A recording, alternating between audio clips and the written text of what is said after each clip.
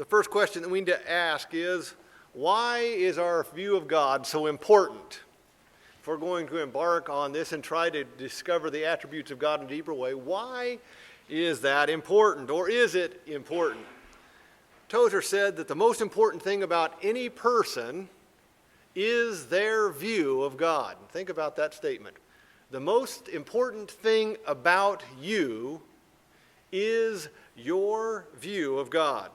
It's a very perceptive statement. What a person actually thinks about God dictates most of their actions. Don't make a mistake. It's not what you say you believe about God that guides you, but what you in your heart of hearts, in the very depths of your being, what you truly believe about God that makes the difference. Any Christian who has been in a church for any length of time could pass the "What is God like?" quiz. God is faithful, God is just, God is omnipotent. And almost every Christian here could get 100% on that quiz. But that does not mean that you believe it in your heart. When I graduated from college, I marched lacking 2 credits. So I had to take what they called back in the day a correspondence course for 2 credits. And the only available course to me was the Fundamentals of Music Theory. Now, you know I don't know anything about music. And I took that class. But I found out that the fundamentals of music theory was mathematical. And so I used my math skills, and I got 100% on my homework, and I did very well on all of these tests and everything because I did it mathematically. Now, the reality is I had no clue about what any of it sounded like. All those little black dots on that piece of paper meant nothing to me at all, but in the mathematical equation, they all were where they were supposed to be. I put it on paper without it having even the slightest effect on me. Do you understand that? And this is very much how the average person sitting in a church deals with God.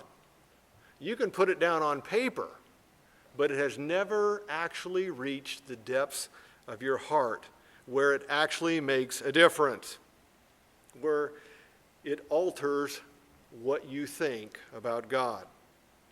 It is that deep internal view of God that guides us. You know, a man who does not believe in his heart of hearts that there is a God will have his actions determined by that. Many kids, it's interesting. At Meyer Hall, oftentimes a kid will say at the beginning of the Bible study, "I'm an atheist." But after the Bible study, he will give prayer requests, that things that he wants us to pray about.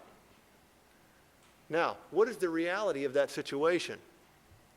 With his mouth, he says, "I'm an atheist," because that sounds cool. It's what everybody else has been saying. But in the heart of his heart, he knows that there is a God. See, it affects his actions. Even though his mouth is saying, "I'm an atheist," his true view is there is a God, and when push comes to shove, I'm going to ask him to help me. If you study the religions of the world, you'll find that the people never rose above their view of God. If their concept of God was selfish and mean and irritated, he was a selfish, mean, irritating God, the people were not going to be loving and generous and kind. Their view of God sets their standard. Fortunately for us, God is perfect, and as we understand him and we let that understanding settle deeply within, it will affect us for the good. In fact, as we see Christ clearly, we are transformed piece by piece into his image. Now here's the danger. If we harbor wrong views of God in our heart, we are committing idolatry. Now think about what that means. Idolatry is the worshiping of a false god or a god of our own making. It is not merely the bowing down to a statue. Idolatry is worshiping a false god or a god of our own making. If we harbor in our hearts false ideas about God, we are actually committing idolatry. We are worshiping a false God, a God that does not exist, a God of our own making. Our view of God is important. We must make sure that our view of God is accurate and set deep within our heart. In fact, it is the most important thing about us, our view of God. As we're trying to lay a foundation here, the next thing we have to think about is, what is an attribute of God? What are we talking about, an attribute of God? And what are the dangers and difficulties when we try to find out about God? And so let's work through that just a little bit here. When we try to discover what God is like, our path is hindered by quite a few things.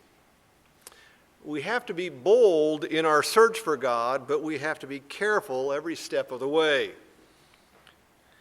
The main hindrance that we have in trying to understand and know God, that is, for all practical purposes, God should be inaccessible to man. Now think about this. What could a cricket understand of human society? Think about a cricket who looks around at what we consider normal human society. What would a cricket understand of any of that? If he saw Washington, D.C. and the political system that we have set up, what would that mean to him? If he had access to the internet, what would a cricket think about that? What would he do with a shopping mall? All of these things, in a cricket's mind, he might see them, but they are totally inaccessible to the comprehension of a cricket. The things are too high for him. He cannot understand them. Now, how much more is the distance between God and us? You have cricket and human society. What about the distance between God and us? Any attempt on our part, because of that difference, would be futile. Because God is actually, or should be actually, totally inaccessible to us. He is too high for us to attain. That is, except for two things. One, God put within man a spirit that could be God conscious. Within us, we have the spirit that God put in us that is God conscious. And two, he has chosen to reveal himself by several means, including his written word and the sending of his Son, Jesus Christ. So he would be totally incomprehensible to us. But he has put within us the ability that he did not put within any of the other of his creation. He put within us the ability to know him, and he revealed himself to us in his word and by his Son. God is comprehensible only because he chose to allow us to comprehend. We are also hindered in our understanding of God because of the limitation of word and thought. You know, really, words can only take us so far, and our minds can only handle so much. And so we are limited in our knowledge of God because words can only take us so far. But you know that's enough for now? There will be a day coming where we will not see through a glass darkly, but then face to face. But at this moment, we can recognize the fact that we have a limited view of God. Another danger is trying to understand God by human reasoning. If we rely on human reasoning, we can get ourselves into difficulty. The heavens declare the glory of God, and the firmament showeth his handiwork. And we can from them reason certain things. But we must be careful about that. God has chosen to reveal himself in his word and by his Son. And any attribute of God that we get from our own reasoning must never disagree with that revelation, what he has revealed to us through his word and through his Son. When we're looking for attributes, our reasoning can come up with things, but they must always agree with his word and what we see in the person of Jesus Christ. Another problem we have when trying to understand God is trying to know more than we are supposed to know. You'd be surprised at the number of people who fall into this trap, trying to know more than we're supposed to know. God has only chosen to reveal so much of himself to us. What he has revealed is only the beginning, and it'll take a lifetime for us to assimilate just a small part of what God has revealed. But it is in man's nature to try to want to know more than what he's supposed to try to look behind the curtain, as it were, and since he can't look, he makes predictions and conclusions about what's behind the curtain. What is it about God he hasn't revealed to us about him, but we want to know? This is foolishness. If God has chosen not to make that known, then it's best for us to rest in our ignorance in that area about God. Another problem is thinking in human terms. When we try to think about God in human terms, we run ourselves into a great problem. Did you know that every person is in a constant state of change? People can become more dependable or less dependable. They grow in wisdom or in foolishness. Their personalities change. Their character traits come and go. Have you ever run into a long-lost friend from 20 years ago? You haven't seen him in 20 years. And you hardly know the person anymore because they have changed so much. People are also often a walking contradiction. Their personality traits fight against each other. They will do a thing this way 1 minute, and a minute later do it totally different because there is a contradiction within them. It is a danger to allow our experience with humanity to affect our thoughts of God. What God is, he has always been. He has not changed one hair breadth of anything in himself. Whatever he has done, he would do exactly the same way, given the same circumstances. He would not change. There is no conflict within him. I heard preaching several times in the past where the preacher said, the love of God goes out to sinners, but the justice of God calls for judgment. And back and forth, there's a conflict between the justice of God and the love of God, and back and forth it goes. This makes for good preaching in certain areas of the country. You can really get a crowd worked up with that. But it simply isn't true. God's attributes never, ever, ever conflict. He is totally unified within himself. So, an attribute of God is something that is and has always been and will always be true. It has been revealed to us through his word and through the person of Jesus Christ. And it is in perfect harmony with every other attribute that he has. Now let's see if we can get this clear in our minds, these attributes of God, because what we're doing here is fraught with danger if we're not careful. I have an illustration. I've used it many times, but it helps me understand this, and maybe it'll help you get this as well. Am I on here? Did I turn this thing on? I did not. There I am. The attributes of God are not separable.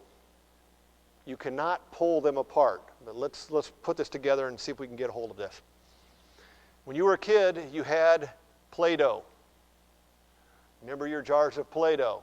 And they came in red, white, yellow, and blue. Is it blue? You had the 4 containers. And if you were really rich, you might have gotten the 8 set. But you had those 4 colors. And on the back of the thing, there was a color chart, right? That you could mix, and it would tell you how many parts of what to make, and you could mix that. And once you mixed it, you were in trouble because there was not a jar that matched that color once you mixed it. And there was no unmixing it. But let's just say you took all of your jars of Play-Doh and you mixed them together so thoroughly that it was all one color. I'm not sure what that color would be, but there was all that one color. That's the thing. It's got all the colors in there, but it's all now one color. And it is impossible to pull one color back out of that mixture. Do you understand that? Okay, now, if we think of God's attributes as individual colors, when we mix them all together, we have God. Okay, do you see that?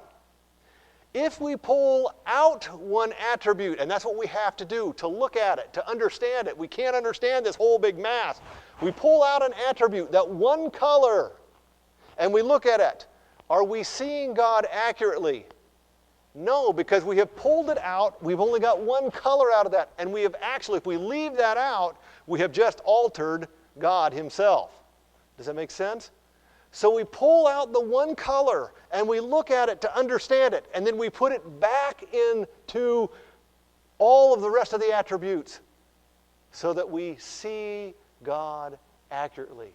And the more colors, attributes that we know of God that are all in that mixture, the more we actually understand who God is.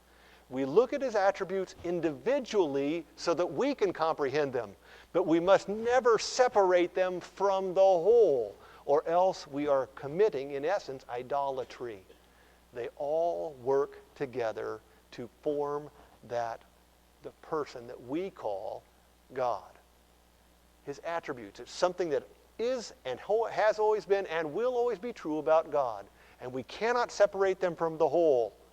But we look at them individually so that our brains can comprehend it. The attributes of God.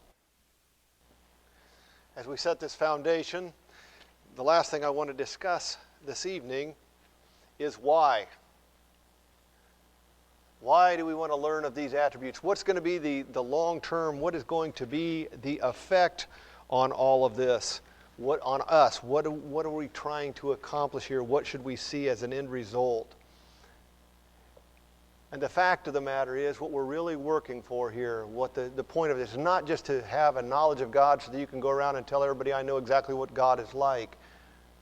The point of this is worship. The adoring of God. In the English language, many of our words have been hijacked.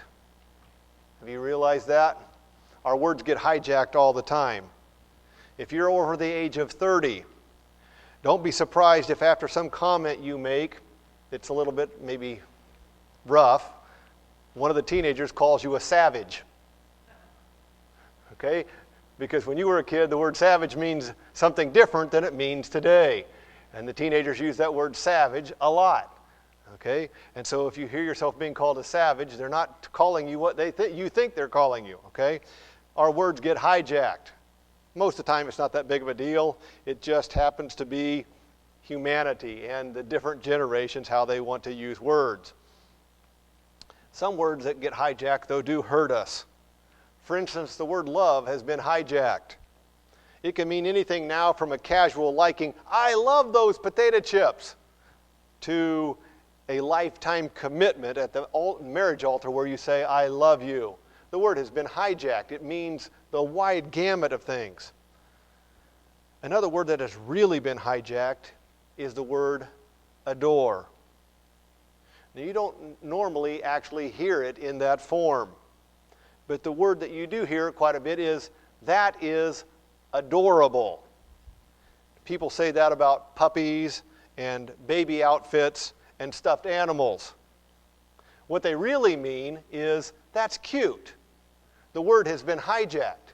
The actual word adore means to love and respect deeply. It's more than just love. It has with it the connotation of devotion and attachment. There's that aspect to the word. It's a love and respect that's deep, and there's a devotion and attachment because of that to the one that is adored. In reality, the sentence, Jesus Christ is adorable, is a proper sentence. Everything about the Lord is worthy of love. Everything about the Lord is worthy of respect. Everything about the Lord is worthy of causing deep devotion and attachment.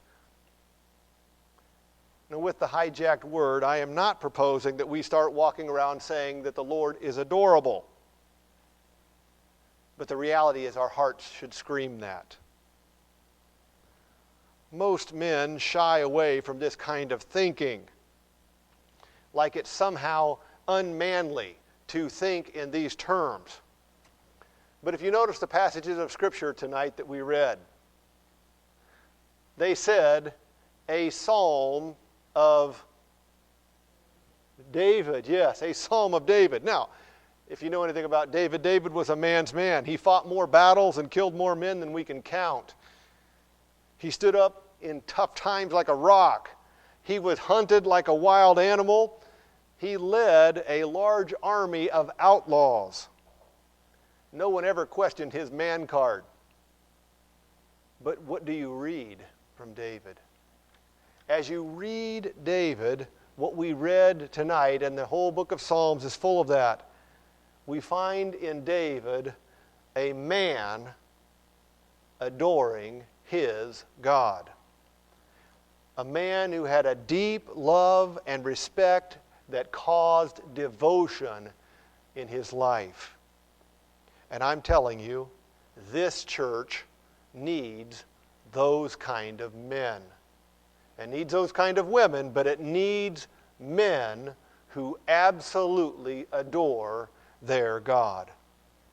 I have found in my life there are many who are grateful to the Lord. He saved them and they're not on their way to hell any longer, and they are very grateful to the Lord for that. I have found some who love the Lord. They love Him like they love almost everything else. They love all kinds of things in their life. And they say, I love the Lord in that same realm. But can you honestly say, from the depths of your being, I adore you, Lord. I have a love and respect that is so deep that it has caused an attachment, a devotion to you. This is what we need. And if we would see the attributes of God clearly, then the outcome in our heart will be adoration. We will worship God. We will be honestly able to say, God, I adore you. And that is the point of what we're after here.